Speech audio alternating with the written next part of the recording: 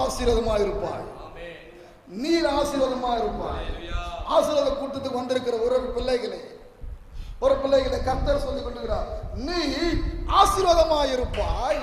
கர்த்தர் உன்னை ஆசீர்வதிக்கத்தான் உன்னை இந்த பூமிக்கு வந்து உன்னை கரம் பிடிச்சு நடத்தி அன்னையில இன்னொரு பாதுகாத்து கொண்டு இருக்கிறார். நீர் ஆசீர்வாதமா இருப்பாய்.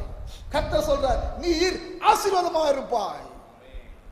அருமையான கர்த்தருடைய பிள்ளைகளே, கொஞ்சம் யோசித்து, கர்த்தர் நம்மளை ஆசீர்வாதமா வைப்பார் சொன்னால் கர்த்தர் நம்மளுக்கு கூட குறித்ததை நம்மளுக்கு தான் கொடுப்பார்.